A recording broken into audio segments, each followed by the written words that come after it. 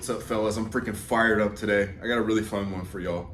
I got to a 315 bench in less than a year of total training, and my younger brother actually, who I just started making programming for, again, has been training for less than a year, and he's getting so freaking close to a 315 bench, we can almost taste it. Now that 3 wheels bench, AKA 3 bad biddies, as Chris Jones used to say back in the day, is a hallmark that when you reach it, your pecs are gonna be orders of magnitude bigger than most people around you.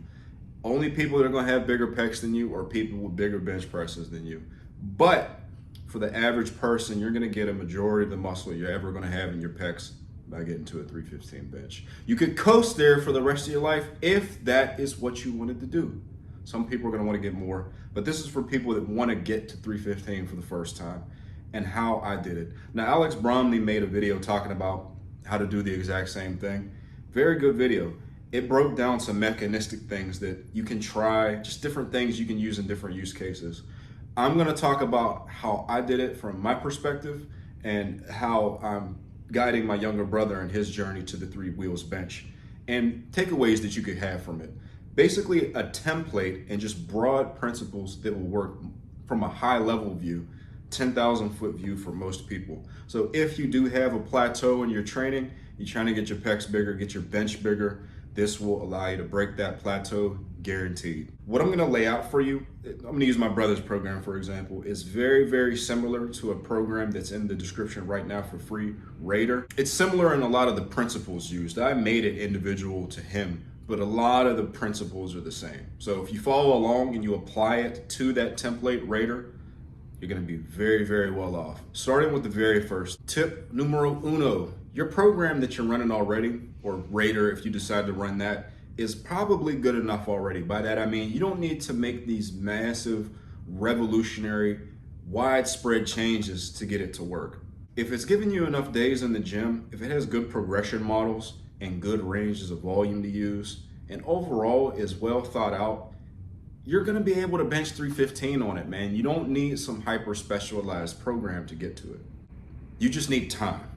Some people are gonna need more time, others aren't gonna need that much time, but you need time on the program, stacking up those muscle and strength adaptations over a period of time to get to it's not gonna be any program that you run, in other words, bro. I'm being so serious with you right now, that is going to instantaneously give you the results that you're looking for. It don't work like that.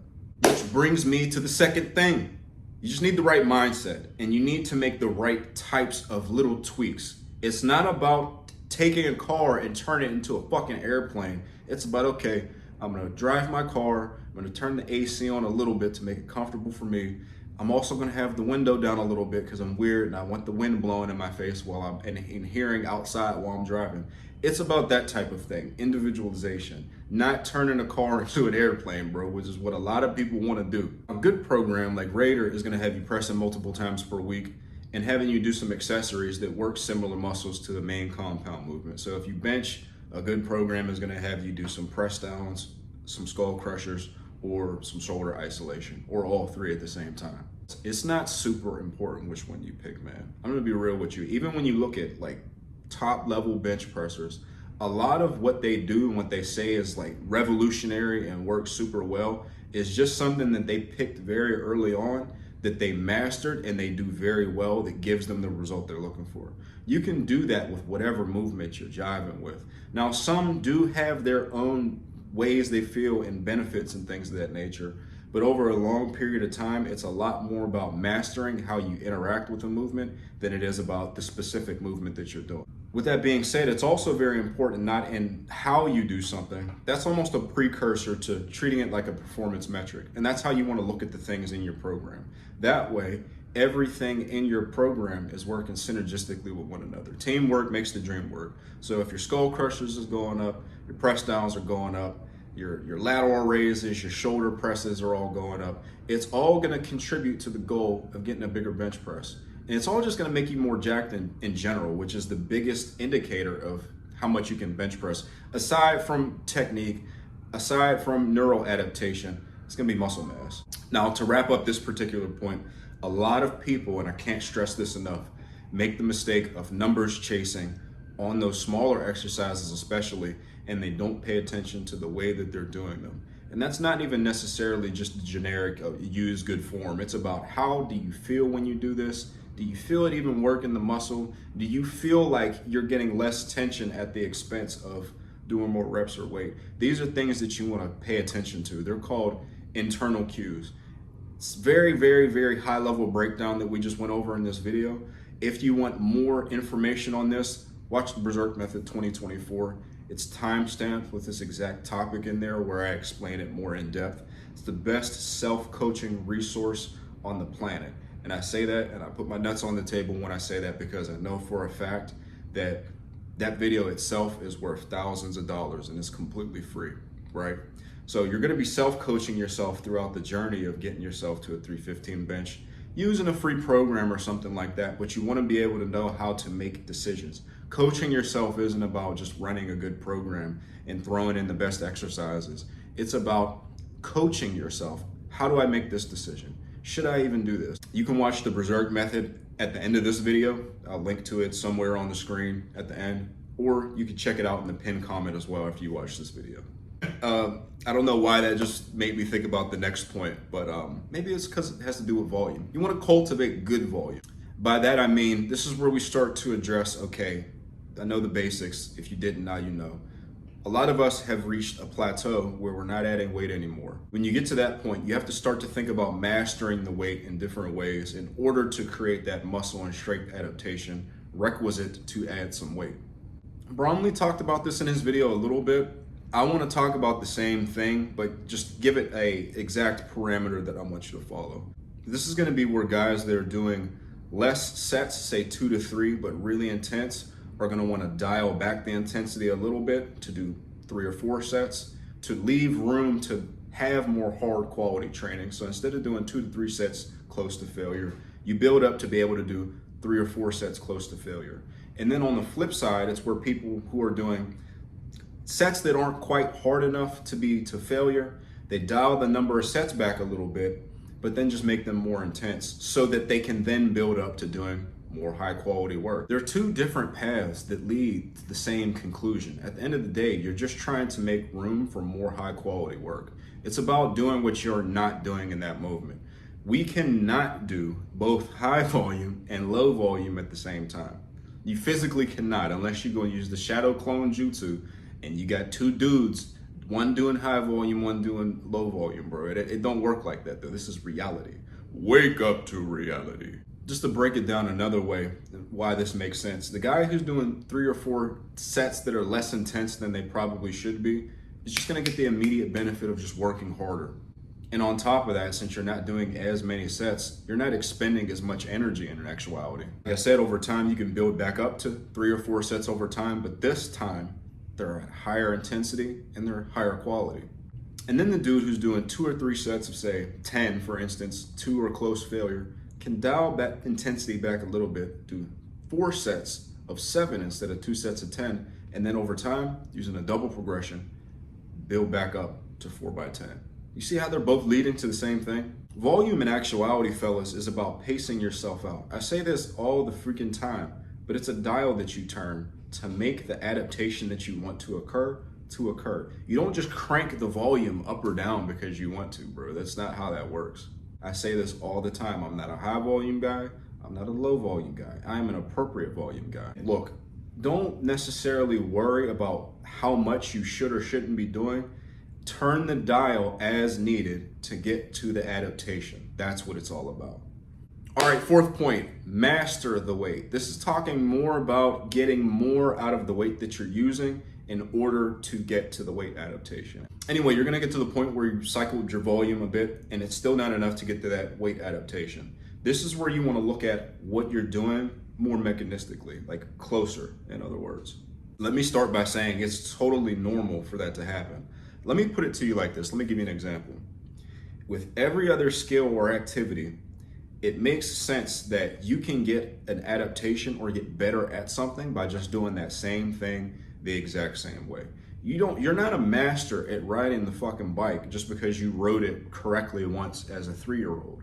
If you never ride a bike again until you're 40 years old thinking, yeah, I'm gonna be a freaking Tour de France freaking bike racer like Lance Armstrong, but except I'm not gonna take roids. You're gonna be sadly mistaken, bro. You rode a bike once when you were 3 years old, 37 years ago. That makes sense for every activity, swimming, hockey, any sport. But when it comes to weightlifting, it's the exact same way, and people talk about it as if it's not. You are not a spreadsheet in a book with numbers in it. That's not how training adaptation works. You better be darn sure that if you get a good workout with 225 for 3 sets of 10 one week, the next week, if you need to do it the same way, again, you're going to be able to get a good workout with it again. And sometimes getting to that next weight increase or rep increase isn't about just one good workout is going to get me to that. Maybe it's a few good workouts before you add that rep or add that weight. And that's just how it is. And that's really as you get closer to 315 or whatever strength goal you have. It really works that way for the rest of your training career. It only becomes more and more, I have to look at the way that I'm doing things week by week in order to big picture view gets the goal at the end of the tunnel. So basically that's the first thing. You doing the same weight and reps session to session is okay. You're still gonna get a training adaptation from that if that's what it's come to. But then also you wanna look at the way that you're doing your reps. I talked about this a little bit more and it's really applicable to this point as well. But if you think that you are doing all of your reps with the perfect form to give a good adaptation on every rep and every set on all your exercises. I'm not talking about just bench. I'm talking about your skull crushers. I'm talking about your press downs, your shoulder exercises. If you think you're doing them with total mastery, you're either a fool or you're lying, because not even I do my stuff all the time, every single rep, every single exercise, every single time with total mastery. There's always something that you can do. If I surveyed 100 of y'all, all 100 of you would have some area of opportunity in either your rep cadence, your tempo, the way that you do the reps, your effort, or multiple of those things. That's just what it is. So seek mastery in that, seek humbleness, and seek just doing things a little bit better. 10 reps done really good is way better than 20 reps done shittily, bro. That's just a fact. 5, I want you to think about give and take. Give and take just refers to the concept of equivalent exchange, meaning what you seek, you must give something of equal value in return. Now, in the context of training, that's energy. We can get more energy by either eating or just doing less of something somewhere else to give more total energy throughout the week, because training isn't just like a day-by-day thing. You don't factory reset at the end of the day. Oh, I have 100% energy on Tuesday after the brutal leg day on Monday. I'm going to be able to bench with max power on Tuesday because I went to sleep and I ate 3,000 calories with 252 grams of protein, 332 grams of carbs, and 14% grams of fats. No, fatigue is accumulated over time. And as a lifter, you're going to be fatigued on some level pretty much all of the time unless you've deloaded and factory resetted essentially. Now, for most people coming into lifting, you just simply are going to want to be at a default, at the very least in calorie maintenance, man. At the very least, you should not be training in a calorie deficit if you are in the interest of building muscle.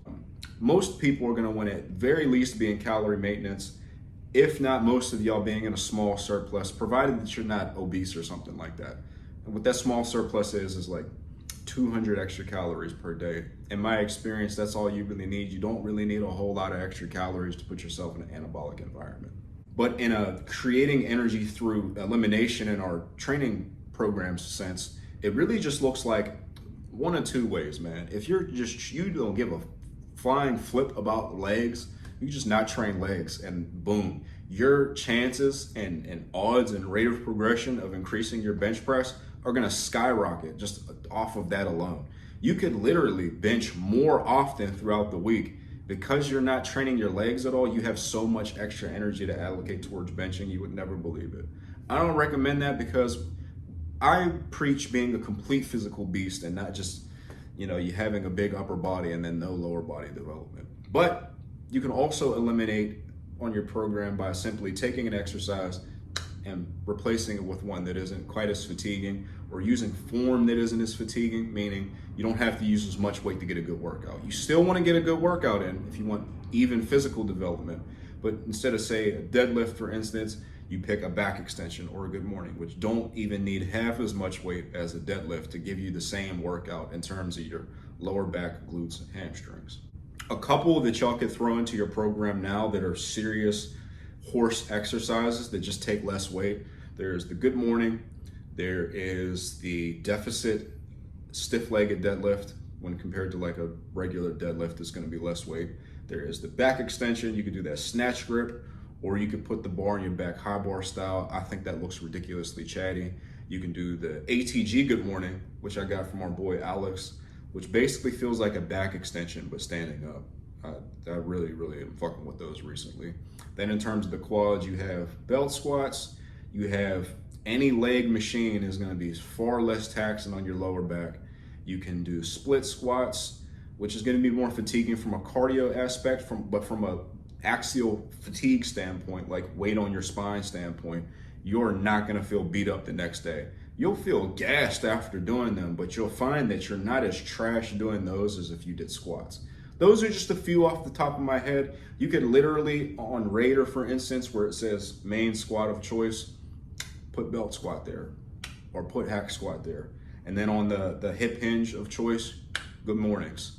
Things like that I want you to think about. Just in time for the last one, because my wife just texted me saying she's gonna be walking in the door in a few minutes. But take everything that you've learned today and actually apply it. Apply it to a template, apply it to the program that you're running already. Like I said, more than likely, unless you're just running some bullshit muscle mag program that you pulled off the back of a freaking milk carton from the 1980s, or you read it out of your granddad's notebook or something like that, bro. You're running a program that is good enough. If you're not, Raider is there in the description for you right now to run. Over 4,000 people as of this video are running it. It's extremely popular. I think it's one of the most popular programs on Boostcamp. But like I said, if you apply what we talked about today to a program that you're running already, you'll get a lot closer to the 315 bench, the 3 bad bitties bench. I'm far enough in the video. 3 bad bitches. You can't cuss at the beginning of a YouTube video. They demonetize your video. Y'all are gonna have to fix that, man. But anyway, at the very least, you'll see some forward progression where otherwise you might have seen a plateau or a stall at some point. But do not get hung up on time frames. Get hung up on those plus ones. Get hung up on, am I adding reps? And am I improving my quality? Am I mastering all my movements? Am I doing everything I need to do outside of the gym, like eat, sleep, reduce stress, enough hydration? Focus and sweat that stuff. Don't sweat the time frames. What might take someone a year might take you 2 or 3 years, but you still got there. If you have any questions anyway about what we talked about today, please let me know. Watch these videos now that you've watched this one. Have a great day.